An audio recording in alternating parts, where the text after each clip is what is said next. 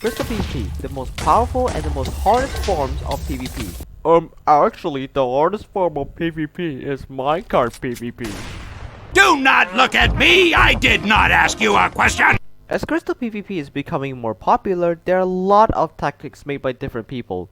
And I'm gonna tier list them. Something that has never been done before, I think. Wait, does it?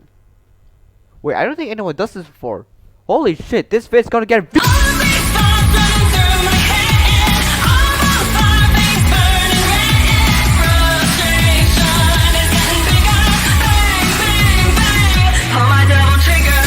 Alright, so this is how the tier test is gonna work. First we have S, meaning the skill is practical in most situations and you can use it all the time.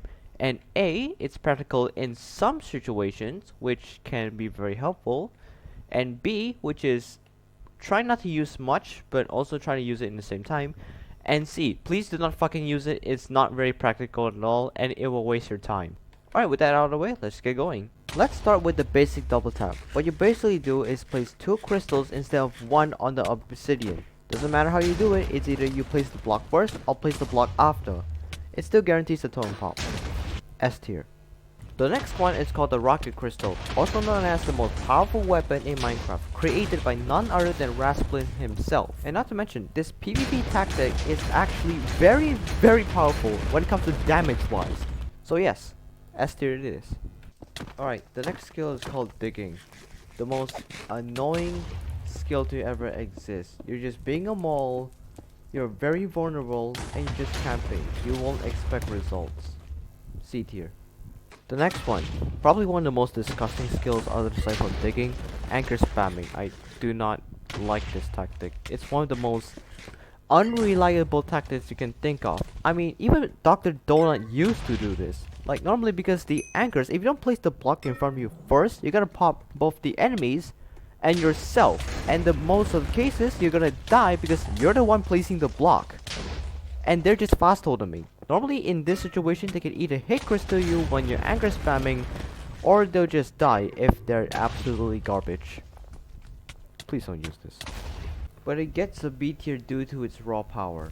Now here's a much more versatile version of the anchor spamming. It's called the anchor holy. You dig down once and then place the anchor 1 block in front of you, and then it explodes. It gives you a much more smaller area which you can start chain popping with. It's very useful. But sometimes the enemy can knock you off when you're trying to do that, and sometimes not really successful. A tier. Now chain popping is a very powerful and very useful skill to master. Of course you gotta do this fast, but once you master it, whoa, you can see you're just destroying him. I mean, it's not as fun as being the one chain popping than the victim of the chain pop. You cannot escape. It's hard for you to pearl away because of the constant explosion knockback, etc. It's that powerful. S tier.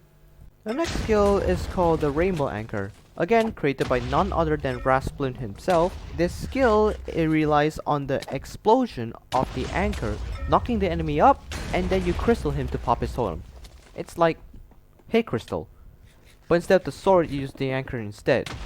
This skill is actually quite good, but I could give it an A tier, but it's not practical most of the time, so B tier it is. Okay, the next skill is called Pearl Flashing. I talked about this before in my guide video. Go watch that out, get that thing more views. Okay, but jokes aside go, Pearl Flashing is a very strong thing to master, just like chain popping. But it's more to the defending side. They can't knock you back, but you can knock them back to perform a hit crystal. This skill is quite annoying to deal with. This one goes to A tier because you're not supposed to Pearl Flash all the time.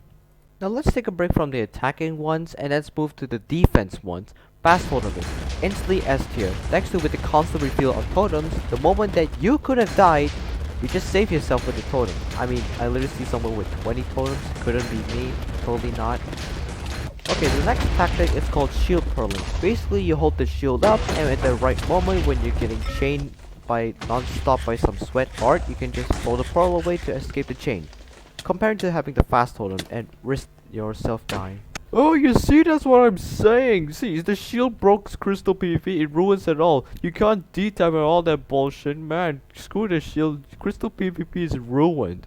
Oh, shut the fuck up! I don't care what you say, using the shield is normal. You can't counter the shield, that's your problem. Anyways, back to it. So when you use the shield and when you try to pearl away, normally instead of having the fast total 90% of the time with your inventory open and you can't pearl away, you just still have to press right click. That's all you need to do. Just press right click and then just pearl out. S tier. And yes, could be definitely better than fast totem, but really depends on skill level.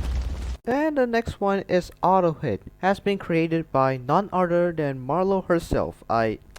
This is one of those tactics which are hard to master, but you get the jizz.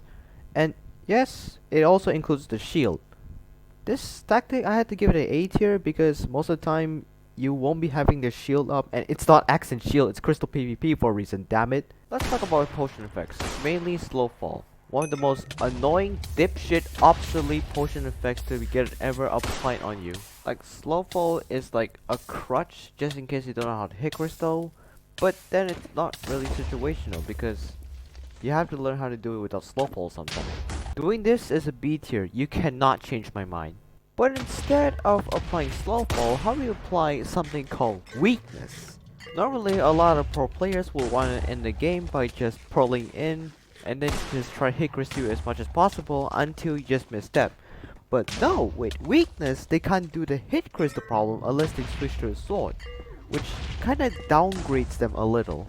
I mean, you can literally see this clip right here. Instead of trying to hit crystal me, he's trying his best to anchor me to death, which does not really work. Due to the brain melting, it gives the enemy A tier.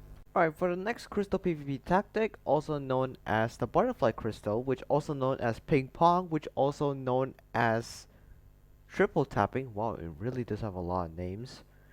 It's actually pretty strong, and as soon as you know how to combo, it deals a lot of damage and pops a lot of totems. A tier. And yes, finally, the last and final crystal tactic, the layer crystal. This is like not even practical. Most of the time you run out of just double crystal him, and thanks to the decreased knockback, this skill cannot be used. Because how it works is at first you crystal the guy with one crystal, and as soon as you get knocked up, you blow him up by placing another obsidian on the obsidian you already placed and blow up the crystal on top of that obsidian. It's complicated. Look at this clip, god damn it. I'm sorry FFF, but I know you're doing for style points. I sadly have to give this a C tier. Don't use this. And yeah, that's all. This is the official tier list. Feel free to stop by and rewatch everything again, or just take a look at this list. Now, just so you know, this is personal opinion, okay? It's up to you to think which one is better than the others. I just made a tier list for fun, alright? Alright, no offense? Okay, and with that in mind, that's the entire tier list. Thank you for watching, and see ya!